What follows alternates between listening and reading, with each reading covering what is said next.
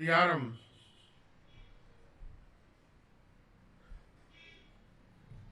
5 அதிகாரம் 22வது வசனம் 23வது வசனம்.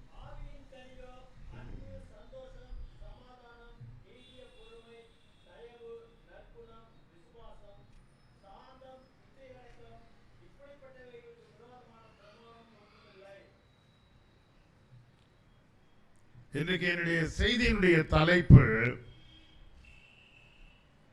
Battle for self control. சுய கட்டுப்பாடிலே நமக்கு வருகிற பிரச்சனைகள். சுய கட்டுப்பாடு என்று நாம் யோசிப்போமானால், ஒன்று ஃபினான்சியல் ப்ராப்ளம், அதாவது பொருளாதாரத்திலே பண தேவையிலே நமக்கு அதை ஆளுகை செய்ய முடியாதபடி நாம் சந்திக்கிற பிரச்சனைகள். இரண்டாவது மாரல் இஷ்யூஸ் என்று சொன்னால், நம்முடைய நடத்தைகளிலே நாம் சரியாய் நடக்க நம்மை ஒப்பு கொடுக்க முடியாதபடி அதற்கிடையிலே வருகிற தடைகள். ரிலேஷன்ஷிப், உறவுகளிலே பிரச்சனைகள் வருகிறது. நிறைய சமயங்களில் நம்முடைய வாழ்க்கையிலே உறவு பிரச்சனை இருக்கிறது. ஆட்டிடியூட்ஸ், நடைமுறை காரியங்களிலே நாம் நிறைய காரியங்களிலே விழுந்து போயிருக்கிறோம். ஹேபிட்ஸ், பலவிதமான கெட்ட பழக்கங்களிலே நாம் ஈடுபட்டிருக்கின்றோம். காசிப், புறங்கூறுதல், மற்றவர்களை குறித்து பேசுதல், மற்ற காரியங்களை குறித்து மற்றவர்களை குறித்து பேசுவதிலே மகிழ்ச்சியாக இருப்பது. ஆர் லேசினஸ், சோம்பேறித்தனம். இது எல்லாருடைய வாழ்க்கையிலேயும் இருக்கிறது.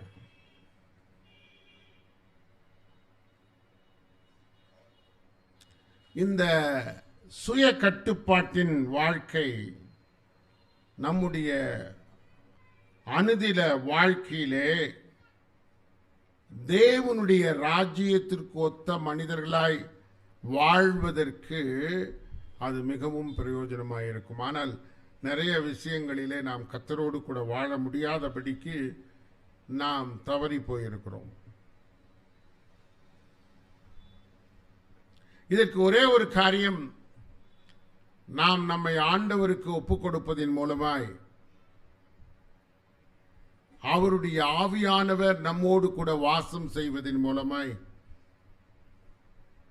நமக்குள்ளாக இந்த ஆவியின் கனி என்ற குணாதிசயங்களை கர்த்தர் நமக்கு கொடுக்க வல்லமையுள்ளவராக இருக்கிறார்.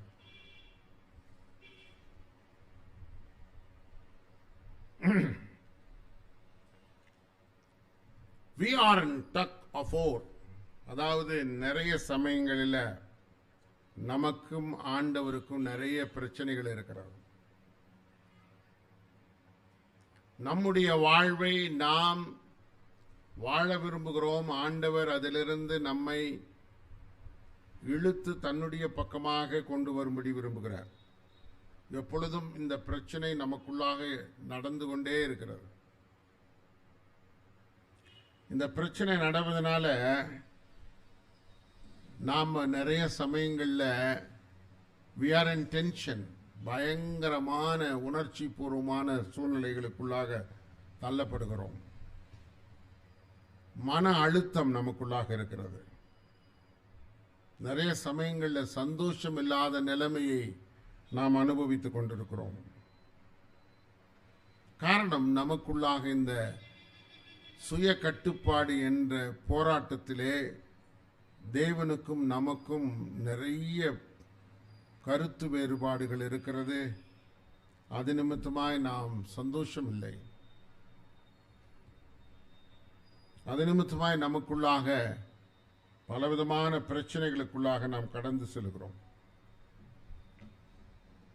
இதுக்கு என்ன பதில் அப்படின்னு சொல்லி யோசித்து பார்த்தோம்னா, how to have a controlled life, சுய கட்டுப்பாட்டோடு கூட எப்படி நான் வாழ்ந்து கொள்வது.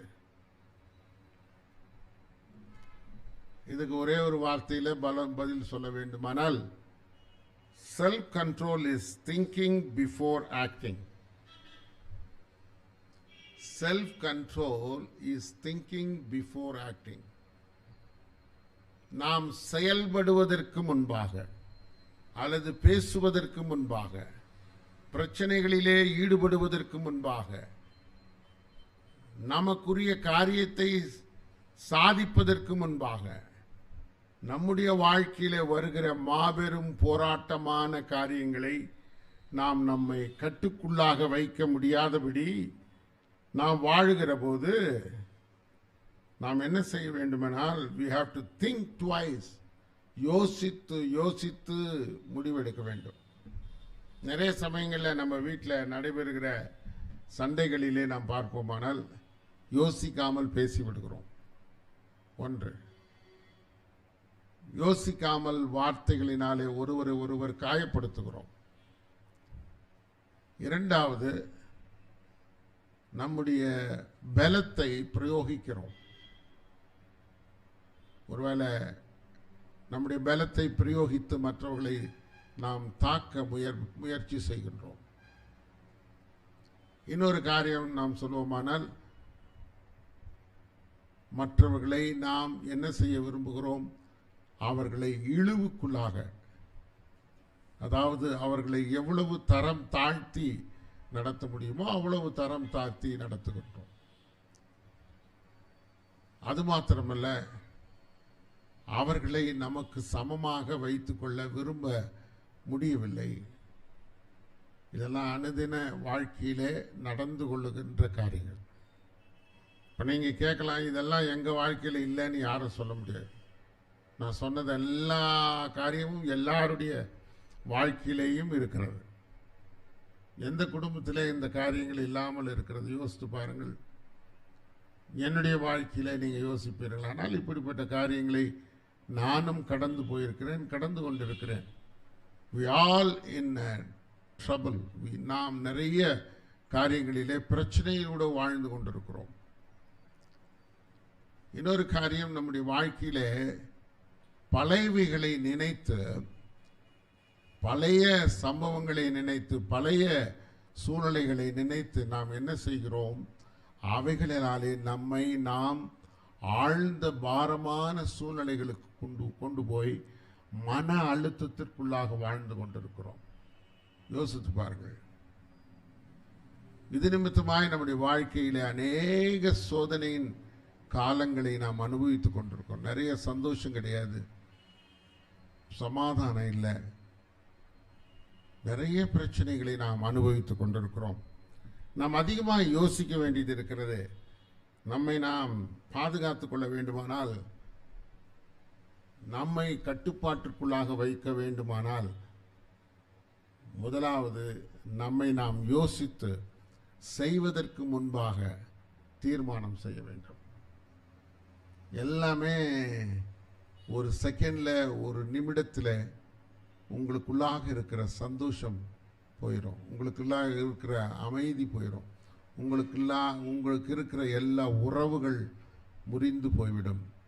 உங்களுடைய வாழ்க்கையின் காரியங்கள் மிகவும் பாரமான சூழ்நிலையாக மாறிவிடும். சரி, இன்றைக்கு காலையில் என்னென்ன பிரச்சனைகளை மனிதனாக இருந்து நாம் அனுபவிக்கிறோம்? we go under lot of struggles. நிறைய பிரச்சனைகளுக்குள்ளாக நாம் கடந்து போகிறோம். என்னென்ன பார்ப்போம். ஒன்று, accepting by others. மற்றவர்களாலே நாம் ஏற்றுக்கொள்ளப்படுகிறவர்களாக இருக்க வேண்டும். நீங்களும் நானும் நமக்குள்ளாக ஒரு பெரிய தேவை இருக்கிறது. நம்மை மக்கள் அங்கீகரிக்க வேண்டும். அது ரொம்ப ரொம்ப முக்கியம். நம்மளை யார் அங்கீகரிக்கலையோ அது நமக்கு பிரச்சனை தான். இப்போ என்னைய நான் என்னுடைய வீட்டில் நான் எப்படி இருக்க வேண்டுமோ அப்படி இருக்கும்போது என்னை அவர்கள் ஏற்றுக்கொள்கிறார்கள், என்னை புரிந்து கொள்கிறார்கள், எனக்குரிய ஸ்தானத்தை அவர்கள் தருவதற்கு ஆசைப்படுகிறார்கள். ஒருவேளை அந்த அக்செப்டன்ஸ், அந்த அந்த இடத்தை எனக்கு அவர்கள் கொடுக்கவில்லையானால் என் வாழ்க்கை உண்மையாகவே பரிதாபமான நிலைமை. ஒரு கணவன் அவனுக்குரிய மரியாதை, அவனுக்குரிய புரிந்து கொள்ளுதல், அவனுக்குரிய காரியத்தில் அவன் நினைத்து நிற்கதற்கு அவனை ஏற்றுக்கொள்ளக்கூடிய நிலைமையிலே அவன் வாழ்ந்து கொள்ள வேண்டும். மனைவி அப்படிதான். மனைவியும் தன்னை வைக்க வேண்டிய இடத்திலே வைத்து தன்னுடைய பிள்ளைகளுக்கு தாயாக தகப்பனாக வாழ்ந்து கொள்ளுகின்ற ஸ்தானத்தை நாம் ஒருபோதும் இழந்து போகக்கூடாது. அதை இழந்து போவோமானால் நாம் அங்கீகாரத்தை இழந்து போவோம். நம்முடைய வாழ்க்கை தேவனாலே அங்கீகரிக்கப்பட்டிருக்கிறது. நான் அடிக்கடி சொல்ல வேண்டிய ஒரு ஆசை நிறைந்த ஒரு காரியம் என்னவென்றால், மனிதன் சட்டதிட்டங்களை மாற்றுவான் இல்லையா? அமெரிக்காவிலே ஆணுக்கு ஆண் திருமணம் செய்து கொள்ளலாம் என்று சட்டம் விதித்திருக்கிறார்கள்.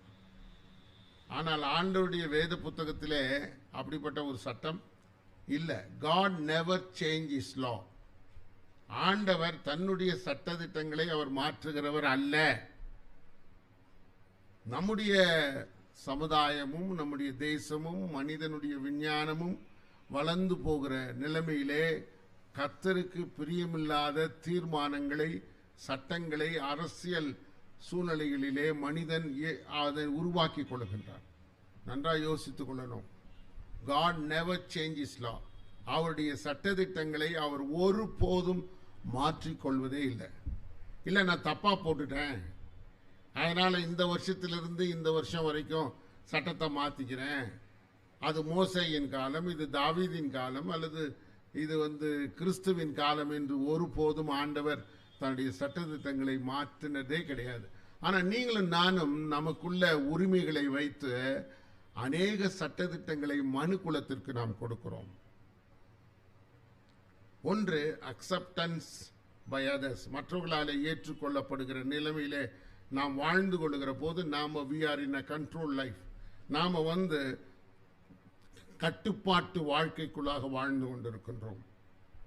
வாலிபர்கள் இந்த நாட்களில், வாலிப பிள்ளைகள் அல்லது சிறு பிள்ளைகள் கூட they don't want to be in control by, they don't want to be in any control by any of them. அதாவது எந்த விஷயத்திலேயும் எந்த காரியத்திலும் ஒரு கட்டுப்பாட்டுக்குள்ளாக இருக்கிறதை அவர்கள் விரும்புவதில்லை. காரணம் அவருடைய வயது. இரண்டாவது, இந்த காலகட்டங்களிலே மனிதன் வகுத்து வைத்திருக்கிற திட்டங்கள், மனிதன் காண்பிக்கிற வழிகள் அவர்களை ஒரு கட்டுப்பாட்டு சூழ்நிலைகளுக்குள்ளாக கொண்டு போகவே இல்லை. அது நிமித்தமாய் நிறைய பிள்ளைகள், வாலிபர்கள் தெய்வ சமூகத்தை விட்டு பிரிந்து போயிருக்கிறார்கள். அவருடைய வாழ்க்கையின் பகுதிகள் நொறுங்கி போயிருக்கிறது. அவருடைய உண்மையான சந்தோஷத்தை, வாழ்க்கையின் சந்தோஷத்தை இழந்து போய் கொண்டிருக்கிறார்கள். தற்கொலைக்கு தங்களை முயற்சி பண்ணுகிறார்கள். தங்களுடைய வாழ்க்கையிலே படிப்பை இழந்து போகிறார்கள். தங்களுடைய வாழ்க்கையிலே இருக்கிற சந்தோஷத்தை இழந்து போயிருக்கிறார்கள். அந்த சுய கட்டுப்பாட்டின் நிலைமைக்கு தங்களை ஒப்பு கொடுக்காதபடி தங்களுடைய விருப்பம் போன வாழ்க்கையிலே வாழ்வதனாலே வருகிற பிரச்சனைகளை மக்கள் அனுபவிக்கிறார்கள். ஏதேன் தோட்டத்திலே நடந்த காரியம் அதுதான். சுய கட்டுப்பாட்டை இழந்து போனவர்கள் ஆண்டவர் கொடுத்த சுய சித்தத்தை பயன்படுத்தி தேவ திட்டத்திற்கு மாறாக, சட்டத்திற்கு மாறாக நடந்ததினாலே மனு குலம் இன்றைக்கு பாவத்தின் பாரமான சூழ்நிலைகளை அனுபவித்து அதனுடைய தண்டனைகளை மனு குலம் அனுபவித்துக் கொண்டிருக்கிறது. இரண்டாவது காரியம், பீயிங் லவ்ட் பை அதர்ஸ். நீங்களும் நானும் எடுக்கிற முடிவுகளை அது மற்றவர்களால் ஏற்றுக்கொள்ளப்படுகிற அல்லது நேசிக்கப்படுகிற முடிவுகளாக இருக்கிறதா?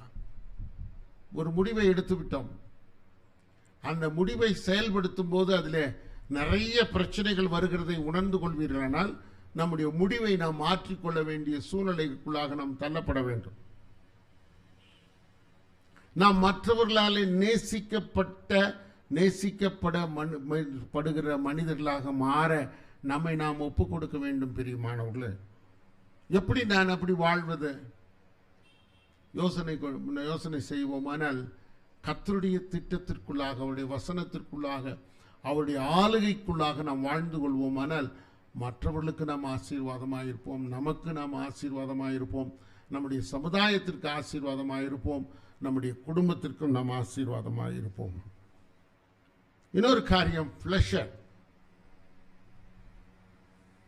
நம்முடைய சந்தோஷத்திற்காக நாம் எடுக்கிற தீர்மானங்கள் நம்மை பலவிதமான ஆளுகைக்குள்ளாக தள்ளப்பட்டு மற்றவர்களை சந்தோஷப்படுத்த, மற்றவர்களை பிரியப்படுத்த, மற்றவர்களை மகிழ்ச்சியாக வைப்பதற்கு, தன்னை மகிழ்ச்சியாக வைப்பதற்கு மேற்கொள்ளுகின்ற முயற்சிகள் கட்டுப்பாட்டை இழந்து போன நிலைமையிலே தள்ளப்பட்டிருக்கிறோம். இதை நிறைய பேர் சொல்றது, நான் மற்றவங்களுக்காக தான் இதை செஞ்சேன், எனக்காக செய்யல, மற்றவர்களுக்காக நான் செய்தேன் என்று சொல்லுகிற சாக்கு போக்குகளை நாம் பார்க்கிறோம். இன்றைக்கு நிறைய சமயங்களில் மற்றவர்களுக்காக காரியங்களை செய்து இன்றைக்கு எத்தனை பாடுகளை நாம் அனுபவித்துக் கொண்டிருக்கிறோம். பிரியமானவர்களே, யோசனை பண்ணி பாருங்க. மற்றவர்களுக்காக செய்கிறதில்லை, எனக்காக அல்லது என்னுடைய வாழ்க்கைக்காக, ஆவிக்குரிய ஜீவியத்திற்காக நான் எடுத்துக்கொள்ளுகின்ற முடிவு என்ற கட்டுப்பாடுகள் என்னை கர்த்தர் நியமித்திருக்கிற ஓட்டத்தை நான் ஓடுகிறதற்கான பலத்தை தருகிறார். அடுத்தது sex. Sex is a most dangerous thing in this world. இந்த உலகத்தில் இன்றைக்கு, அந்த காலத்தில் அப்போஸ்தலனாகிய பவுல் வாழ்ந்த காலத்தில் இந்த பிரச்சனை இருந்தது. Sex is out of boundaries. There is a boundary for sexual life. Out of boundary is something is sin or something is God is not pleased with it. அதில் ஆண்டவர் விருப்பம் இல்லாதவராய் இருக்கிறார். Sex should be inside the boundaries. அது கர்த்தருடைய ஆளுகைக்குள்ளாக இருக்க வேண்டும். கர்த்தருடைய ஆளுகைக்கு இல்லாமல் இருக்கும்போது அதிலே நாம் கட்டுப்பாடை இழந்து போகிறோம். அடுத்தது வெல்த் அண்ட் செக்யூரிட்டி. நான் சம்பாதிக்கணும், நிறைய சம்பாதிக்கணும். சம்பாதிப்பதற்கு பலவிதமான யுத்திகளை நான் கையாள வேண்டும். அந்த யுத்திகள் கட்டுப்பாடுகளை இழந்து, என்னுடைய சுயத்தை நான் இழந்து, கட்டுப்பாடுகளை இழந்து சம்பாதிக்க ஆரம்பித்து விடுகிறேன். அது நிமித்தமாய் என் வாழ்க்கையிலே வருகிற பாதுகாப்பை நான் இழந்து போயிருக்கிறேன். பணம் நிறைய சமயங்களில் நம்முடைய பாதுகாப்பை அதை அழித்து விடுகிறது. பணம் சேர சேர, பணத்தின் மேலே ஆசை வர வர நம்முடைய ஆளுகை, நம்முடைய கிறிஸ்துவ வாழ்க்கையின் ஆளுகையை நாம் இழந்து போகிறோம். யோசித்து பாருங்கள். அடுத்தது அச்சீவ்மெண்ட். சாதிக்க வேண்டும் என்கின்ற எண்ணமுடைய மக்கள். Competitive in this world. நான் உலகத்தோடு கூட நான் போராடி கொண்டிருக்கிறேன். உலகத்தின் போட்டியிலே நான் கலந்து இருக்கிறேன். I am just going. உங்களுக்கு தெரியும், நிறைய விளையாட்டு வீரர்கள், திறமை மிக்க விளையாட்டு வீரர்கள், ஓட்டப்பந்தய வீரர்கள், பெரிய பெரிய ஃபுட்பால் பிளேயர்ஸ், பெரிய பெரிய சாதனைகளை மேற்கொண்ட பல விளையாட்டு வீரர்கள் போதை பொருளினாலே அடிமைத்தனம் ஆகி தங்களுடைய பதக்கத்தை இழந்திருக்கிறார்கள், தங்களுடைய ஸ்தானத்தை இழந்திருக்கிறார்கள், தங்களுக்கு கிடைத்த மாபெரும் பரிசை இழந்திருக்கிறார்கள். Achievement is something should be controlled by God's presence. நம்முடைய தேவனுடைய பிரசன்னத்தினாலே அது ஆளுகை செய்யப்பட வேண்டும்.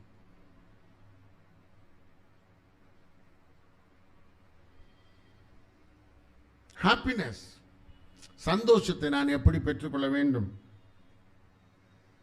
என்னுடைய சந்தோஷத்தை நான் எப்படி பெற்றுக்கொண்டிருக்கின்றேன்? என் சந்தோஷத்தின் வாழ்க்கையை நான் எப்படி அனுபவித்துக் கொண்டிருக்கின்றேன்? அதற்காக என்ன முயற்சியை நான் எடுத்துக்கொண்டிருக்கிறேன்? பிரியமானவர்களே, யோசித்து பாருங்கள்.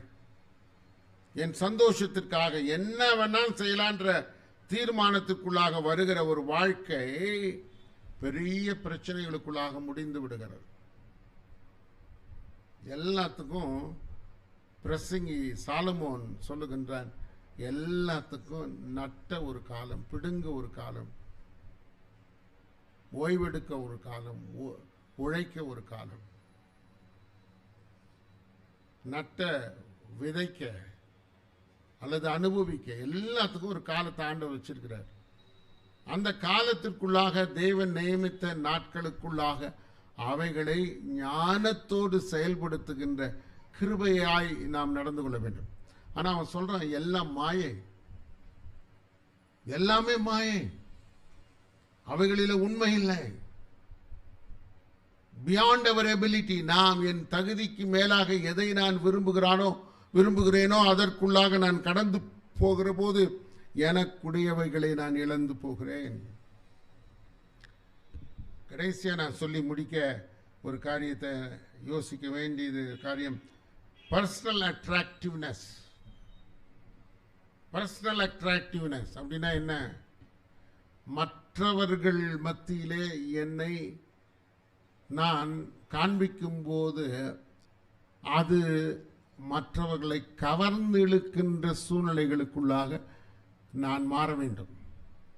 ஒன்று மை ட்ரெஸ்ஸிங் சென்ஸ், நான் போடுகிற உடை யாருக்காக நான் அணிந்து கொள்ள வேண்டும்? ஒன்று என் சரீரத்தை நான் மூடிக்கொள்வதற்காக ஒன்று. இரண்டாவது, என் சரீரத்திலே போடப்படுகிற அந்த உடை அது எனக்கு தகுதியானதாக இருக்க வேண்டும். இரண்டு. மூன்றாவது, அது எனக்கு பாதுகாப்பானதாக இருக்க வேண்டும். இன்றைக்கெல்லாம் பர்சனல் அட்ராக்டிவ்னஸ் எப்படின்னா, மற்றவர்கள் விரும்புவதற்காக நம்முடைய ஆடைகளை அணிந்து கொள்வது, மற்றவர்களை பிரியப்படுத்துவதற்காக. இதில் என்ன நேரம் உங்களுக்கு செலவிடப்படுகிறதுன்னு சொன்னீங்கன்னா, அதற்காக நிறைய யோசிக்கிறீங்க, அதற்காக பணம் செலவு பண்ணுறீங்க, அதை செயல்படுத்துவதற்காக உங்களுடைய எண்ணமும் உங்களுடைய காலமும் உங்களுடைய நேரமும் அதற்கு வீணடிக்கப்படுகிறது. கடவுளுக்கு கொடுக்க வேண்டிய நேரம் கூட அதுக்கு கொடுக்கப்படாதபடிக்கு உங்களுடைய பர்சனல் அட்ராக்டிவ்னஸ்க்கு அது நிறைய செலவு பண்ணுறோம். யோசனை பண்ணி பாருங்கள். இதில் நாம் இருக்கிறோமா? இதை இப்படிப்பட்ட வாழ்க்கையில் நாம் இருந்து கொண்டிருக்கிறோமா என்று நாம் யோசிக்க வேண்டும் பிரியமானவர்களே. இன்னொரு காரியம், செல்ஃப் அக்செப்டன்ஸ். உங்களை நீங்கள் ஏற்றுக்கொண்டிருக்கிறீர்களா? கடவுள் என்னை இப்படிதான் படைத்திருக்கிறார், கடவுள் என்னை வைத்திருக்கிற வண்ணமாக நான் இருக்கிறேன், அவர் எனக்கு கொடுத்த அழகு, அவர் எனக்கு கொடுத்த ஸ்தானம், அவர் எனக்கு கொடுத்த பணம், எனக்கு கொடுத்த குடும்ப வாழ்க்கை, எனக்கு கொடுத்த உறவுகள், எனக்கு கொடுத்த சந்தோஷம் எல்லாம் எனக்கு போதும், அதை நான் ஏற்றுக்கொண்டிருக்கிறேன். இன்றைக்கு அதை ஏற்றுக்கொள்ளாதவருடைய வாழ்க்கையில் நிறைய பிரச்சனைகள் இருக்கிறது. தங்களையே தாங்கள் ஏற்றுக்கொள்ள முடியவில்லை, தங்களுடைய நிலைமையை ஏற்றுக்கொள்ள முடியவில்லை. நான் இப்படி இருக்கேன், நான் ஏன் இப்படி ஆயிட்டேன், எனக்கு ஏன் இந்த சூழ்நிலைகள், நான் ஏன் இப்படி இருக்கேன், என் சரீர அமைப்பு ஏன் இப்படி இருக்கிறது, என் வாழ்க்கையின் சூழ்நிலைகள் ஏன் என்னுடைய சூழ்நிலைகள் ஏன் மாற்றப்பட்டு இருக்கிறது. I don't accept my work, என்னுடைய வேலையை நான் ஏற்றுக்கொள்ளவில்லை. I don't accept my family, என் குடும்பத்தை நான் ஏற்றுக்கொள்ளவில்லை. I don't accept whatever the Lord gives me in my family. என்னுடைய குடும்பத்திலே என்ன ஆண்டவர் கொடுத்திருக்கிறாரோ, எனக்கு என்ன ஆண்டவர் கொடுத்திருக்கிறாரோ அதை நான் ஏற்றுக்கொண்டு அதை சந்தோஷமாய் வாழ என்னை நான் ஒப்புக் கொடுக்க வேண்டும். எப்பொழுதும் செல்ஃப் கண்ட்ரோல் என்ற வார்த்தையை நாம் யோசிப்போமானால், திங்கிங் பிஃபோர் ஆக்டிங், நாம் செயல்படுத்துவதற்கு முன்பாக நாம் யோசித்து செயல்படுத்துகிற போது என்னுடைய சுய கட்டுப்பாட்டை நான் ஒருபோதும் இழந்து போக மாட்டேன். சுய கட்டுப்பாடோடு இருக்கும்போது தான் ஆவியின் கனிகள் இருக்கிறது. அதை வாசிங்க, யாராவது ஒருத்தர் வாசிங்க. ம் ம் ம் ம் ம் ம் ம் ம் ம் இதற்கு விரோதமான பிரமாணம் ஒன்றுமில்லை. இன்னொரு வசனத்தை வாசிப்போம். கலாத்தியர் 5ஆம் அதிகாரம் 19ஆம் வசனத்திலிருந்து 21ஆம் வசனம் வரைக்கும். மாம்சத்தின் இது செல்ஃப் கண்ட்ரோல் இல்லாத சூழ்நிலையில் வாழுகிற மக்களுக்கு அப்போஸ்தலனாகிய பவுல் வச்சிருக்கிற ஒரு பெரிய லிஸ்ட். விபச்சாரம், வேசித்தனம், அசுத்தம், காம விகாரம், விக்கிரக ஆராதனை, பில்லிசூனியம், பகைகள், விரோதங்கள், வைராக்கியங்கள், கோபங்கள், சண்டைகள், பிரிவினைகள், மார்க்க பேதங்கள், பொறாமைகள், கொலைகள், வெறிகள், களியாட்டுகள் முதலானவைகளை. பார்த்தீங்க, 2 லிஸ்ட்டுக்கும் ஒரே ஒரு வார்த்தையை தான் சொல்றாரு. With self control you will have ஆவியின் கனிகள். ஆவியின் கனிகள் உன்னை நீ சுய கட்டுப்பாட்டுள்ள கிறிஸ்தவனாக நீ வாழ்வாயானால் உனக்குள்ளாக ஆவியின் கனி இருக்கும். சுய கட்டுப்பாடு இல்லாமல் நீ வாழ்வாயானால் இப்படிப்பட்ட பாவம் நிறைந்த ஒரு வாழ்க்கையிலே நீ உன்னை ஒப்பு கொடுத்திருக்கிறாய். நான் அடிக்கடி யோசிப்பேன், ஆண்டவராகிய இயேசு கிறிஸ்து கூட இருக்கும்போது சீஷர்லாம் ரொம்ப நல்லா இருந்தாங்க. எல்லாருக்குள்ள ஒரு பயம் இருந்தது. என்ன ஆண்டவரே, நீர் எப்பொழுது போய்விட்டீரோனா எங்கள் வாழ்க்கை என்னாகும், எங்கள் வாழ்க்கையினுடைய ஆவிக்குரிய ஜீவம் என்னாகும், எங்களுடைய தேசம் எங்களை எப்படி பகைக்கும், நீர் போதித்த கருத்துக்களை மக்கள் எப்படி ஏற்றுக்கொள்வார்கள், இந்த பெரிய கேள்விக்குறி அவர்களுக்குள்ளாக இருந்தது. அப்போ ஆண்டவர் சொன்னார், நான் போகிறேன், நான் போன பின்னால உங்களுக்குள்ளாக ஒரு தேற்றரவாளனை அனுப்புகிறேன். அந்த பரிசுத்த ஆவியானவர் உங்களை சகலவிதமான தெளிவுக்குள்ளாக வழிநடத்தி உங்களை அவர் ஆலோசனையினாலே நிரப்பி உங்களை அவர் வழிநடத்துவார் என்ற மிகப்பெரிய ஆசீர்வாதத்தை பரிசுத்த ஆவியானவரை நம்முடைய வாழ்க்கையிலே தந்திருக்கிறார். யோசனை பண்ணி பாருங்க. அப்போ பரிசுத்த ஆவியானவர் நமக்குள்ளாக இருக்கின்ற போது சுய கட்டுப்பாட்டிற்குள்ளாக வாழுகின்ற ஒரு வாழ்க்கையை ஆண்டவர் நமக்கு தருகிறார்.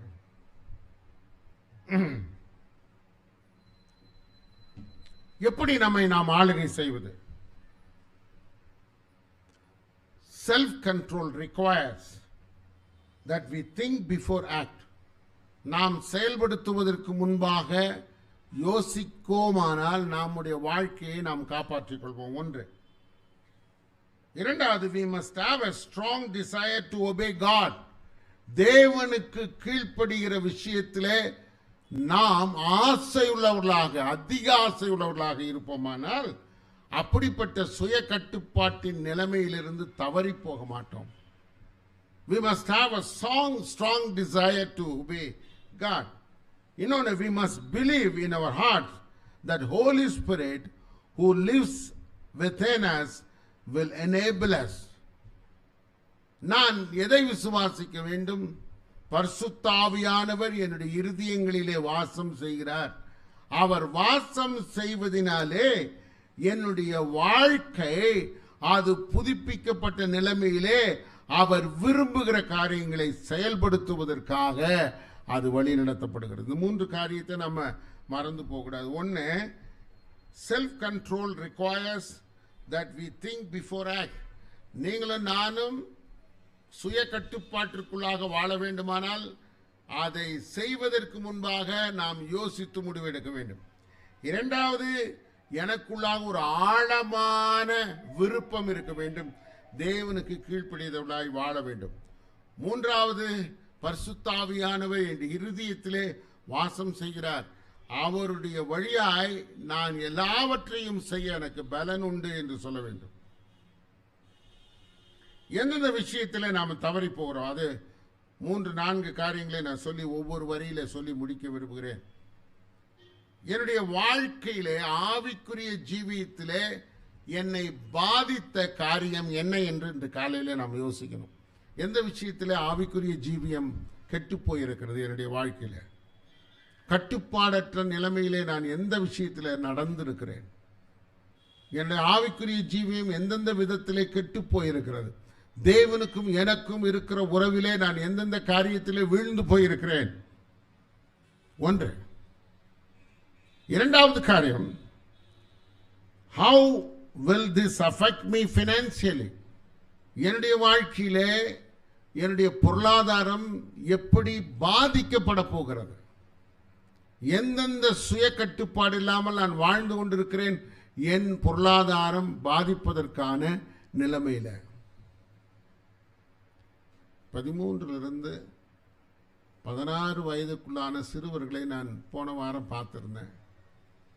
இந்த லோகு டீ கடைக்கு முன்பாக வெளிநாட்டு மதுபான கடை ஒன்று ஆரம்பித்திருக்கிறார். சின்ன சின்ன பசங்க காங்கிரீட் போடுவதற்காக வந்திருக்கிறாங்க. பெரிய ஆள் அவர்களை வழி நடத்திட்டு போகிறாங்க. 13 வயது, 14 வயது, 15 வயது, 16 வயது.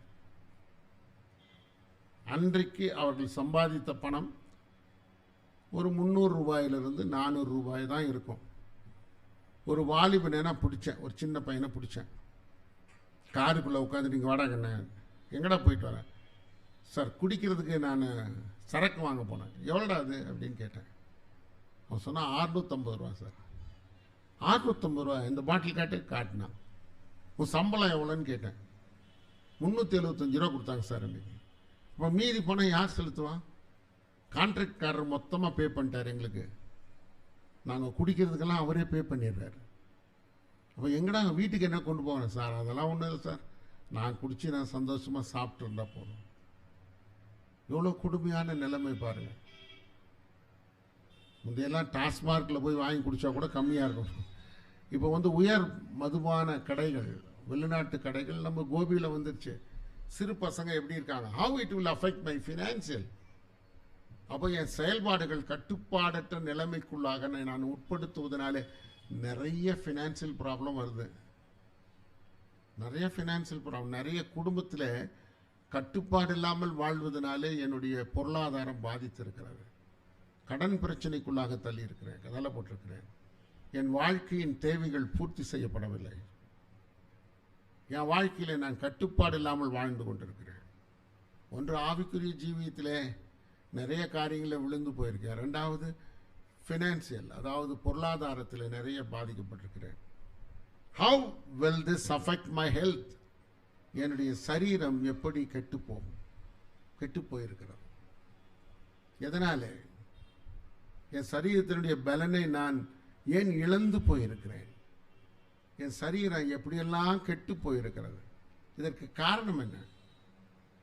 என்னுடைய அடிமைத்தனம், என்னுடைய பாவம், என் சுய கட்டுப்பாடு. நான் குடிக்கிற மதுபானத்தில், புகைப்பிடிக்கிற விஷயத்தில், அல்லது பலவிதமான கெட்ட பழக்க வழக்கங்களில் நான் என்னை ஈடுபடுத்தி கொள்ளும்போது, ஒருவேளை கேம்பிளிங், சூதாட்டம். நிறைய சின்ன பசங்க சின்ன சூதாட்டம் ஆடுவாங்க. தாயக்கரம் விளையாடும் போது 50 பைசா கட்டி விளையாடுறது, 1 ரூபா கட்டி விளையாடுறது. then that will turn into lakhs and lakhs of rupees. நிறைய பேர் தங்களுடைய வீட்டை அடமானம் வச்சு விளையாடுறாங்க. தன் சைக்கிளை, தன் மோட்டர் சைக்கிளை, தன் காரை, தான் போட்டிருக்கிற மோதிரத்தை வச்சு விளையாடி எல்லாத்தையும் ஒரு நிமிஷத்தில் இழந்து போகிற நிலைமை. யோசனை பண்ணி பாருங்க.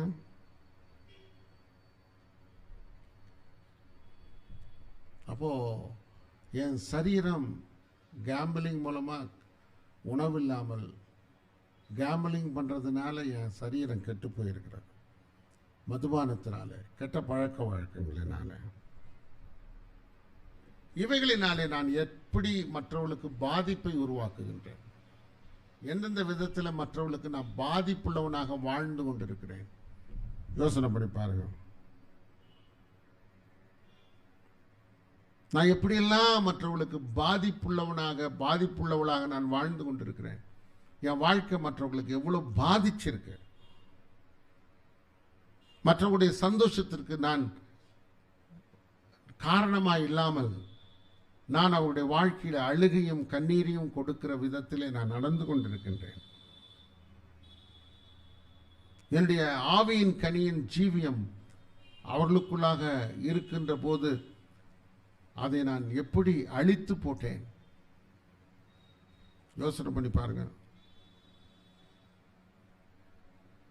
நம்ம வீட்டில் எல்லாரும் உட்கார்ந்து சந்தோஷமா பேசிட்டு இருக்கோம்னு வைங்க, எப்படி சண்டை வருதுன்னு தெரியாது.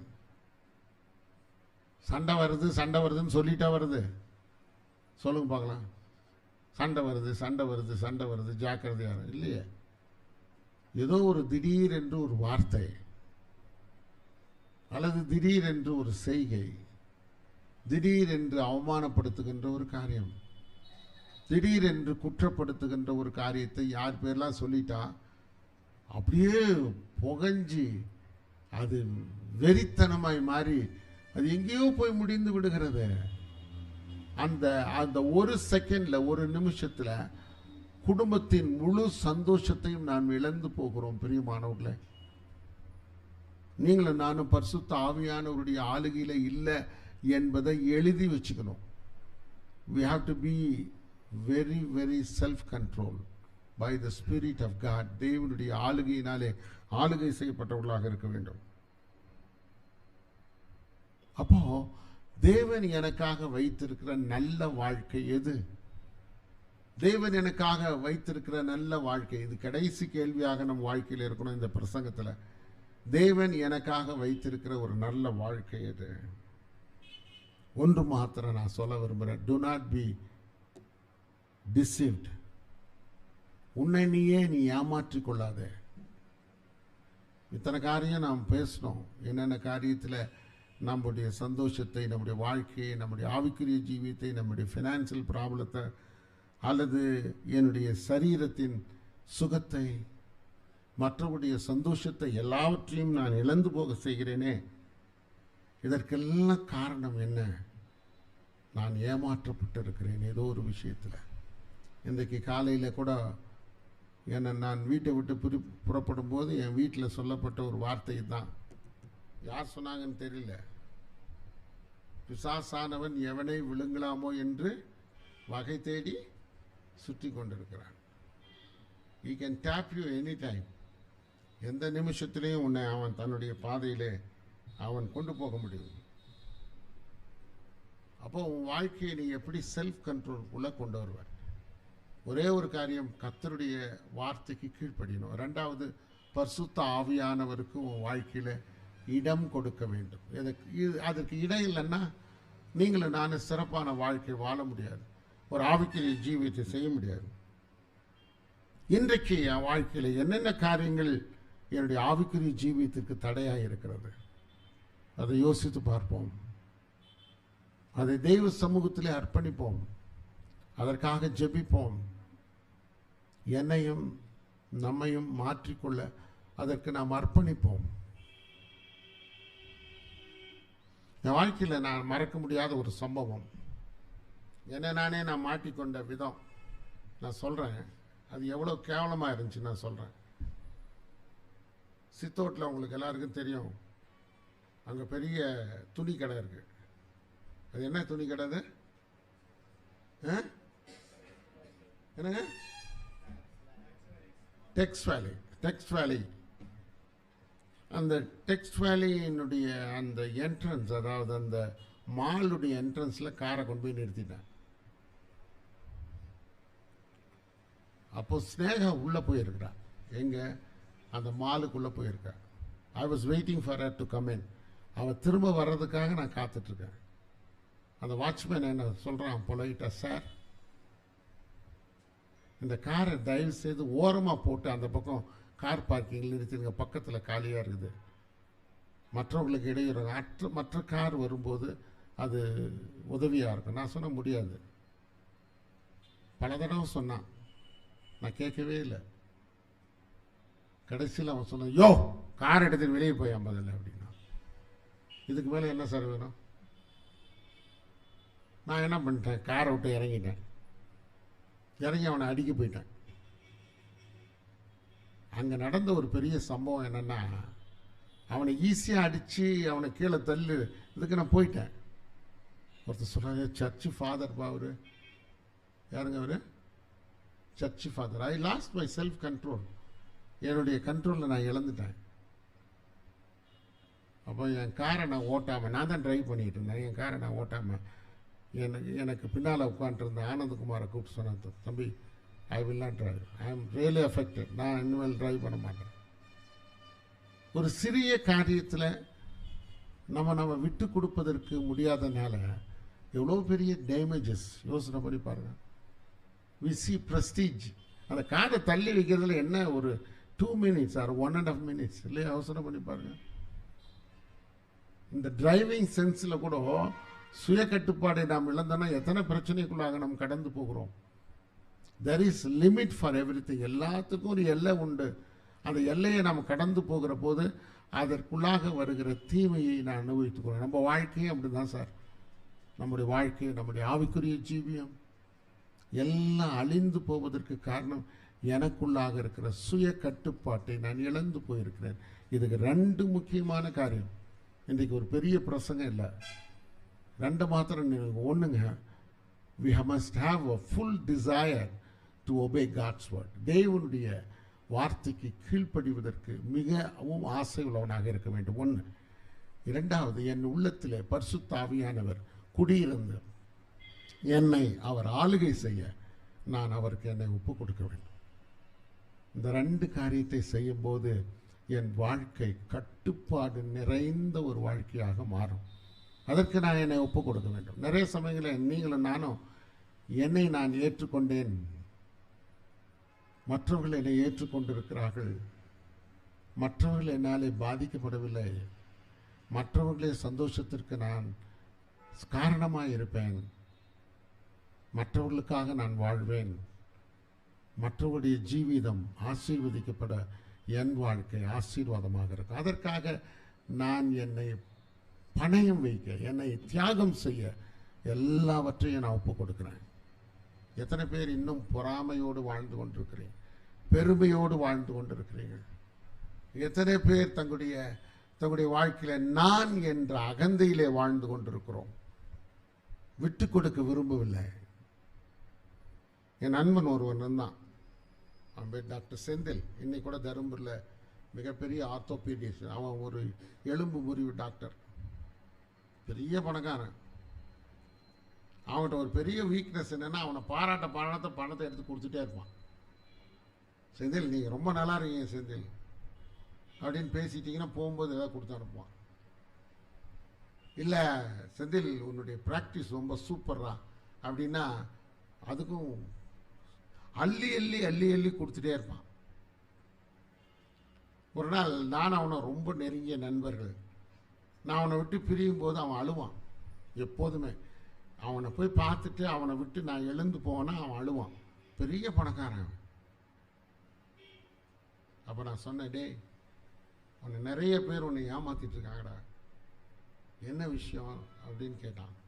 டே உன்னை பாராட்டுறதுனால நீ எல்லாத்தையும் கொடுத்துட்டே இருக்கிற, எல்லாத்தையும் அழிச்சிட்டே இருக்கிற, உன் வாழ்க்கையில் எல்லாவற்றையும் நீ இழந்து போய் கொண்டிருக்கிற. நீ செய்ய வேண்டிய ஒரே ஒரு காரியம், தேவை உள்ளவர்களுக்கு நீ உதவி செய். ஏழைகளுக்கு, தரித்திரர்களுக்கு, இயலாமையில் இருக்கிறவர்களுக்கு ஒரு பெரிய சேரிட்டி ஒன்று ஆரம்பிக்கும். உன்னுடைய ஹாஸ்பிட்டலில் ஏழைகளை கணக்கிட்டுப்பார், அவங்கள ஒரு பெரிய சென்சஸ் எடு. உன் ஹாஸ்பிட்டலில் வர்றவங்க யார் தேவையோடு இருக்கிறாங்கன்னு பாரு, அவங்களுக்கு உதவி செய்ய ஆரம்பி. உன்னுடைய தொழில், உன்னுடைய டாக்டர் உத்தியோகம் மிக உயர்ந்த ஸ்தானத்திலே அது வைக்கப்படும். அவன் ஒரு சேரிட்டி ஆரம்பித்தான். அந்த சேரிட்டியை சேலத்துக்கு எக்ஸ்பேண்ட் பண்ணான், அப்புறம் மதுரைக்கு எக்ஸ்பேண்ட் பண்ணான், திருச்சிக்கு எக்ஸ்பேண்ட் பண்ணான். இன்றைக்கு மிகப்பெரிய சேரிட்டி ஒரு ஒரு ஒரு சமுதாய சேவையை அவன் செய்து கொண்டிருக்கிறான். அவனுடைய டாக்ஸ் எல்லாம் அதில் கழிக்கப்பட போகிறது. அது மாத்திரமல்ல, மற்றவர்களுக்கு அவன் ஆசீர்வாதமாக இருக்கிறான் என்பதை புரிந்து கொண்டான். போன கிறிஸ்மஸ் டைமில் என்னை பார்த்து கேட்டான். நான் ஃபோன் பண்ணியிருந்தேன். அப்போ அவன் சொன்னான், கிறிஸ்மஸ்னா என்னன்னு தெரியுமாடா விக்டர் அப்படின்னு கேட்டேன். நான் சொன்னேன், என்னடா சொல்கிறான்னு. இயேசு இந்த உலகத்துக்கு தன்னை பரிசாக கொடுத்தார். நாம் இந்த உலகத்துக்கு என்ன கொடுக்க போகிறோம் பரிசா? அதான்டா என் கேள்வி உனக்கு அப்படின்னா. டேய் நீ ரொம்ப இம்ப்ரூவ் ஆகிட்டடா அப்படின்னா, இல்லைடா அதெல்லாம் நீயும் நானும் ஃப்ரெண்டாக இருந்தனால கற்றுக்கிட்ட வேலைடா அது. அவன் சொல்கிறான் பாருங்க, இயேசு தன்னை இந்த உலகத்துக்கு பரிசாக கொடுத்தார். நீங்கள் கூட இப்போ கூட தருமபுரி போகலாம், பஸ் ஸ்டாண்டுக்கு பின்னால் பெரிய டிஸ்பென்சரி, பெரிய ஹாஸ்பிட்டல். நீங்கள் போய் என் பேரை சொல்லுங்கள், நான் சொன்னது உண்மையாக இல்லையான்னு கேட்டு பாருங்கள், அவன் சொல்லுவான். நல்ல கவனிங்க, கர்த்தர் நம்மை அநேகருக்கு ஆசீர்வாதமாக, வழிகாட்டியாக, ஆலோசகராக ஒரு சின்ன வழியை நாம் அவங்களுக்கு காட்டும்போது அவங்க வாழ்க்கையை ஆண்டவர் ஆசீர்வாதமாக மாற்றி தருகிறார். Are you in self control life?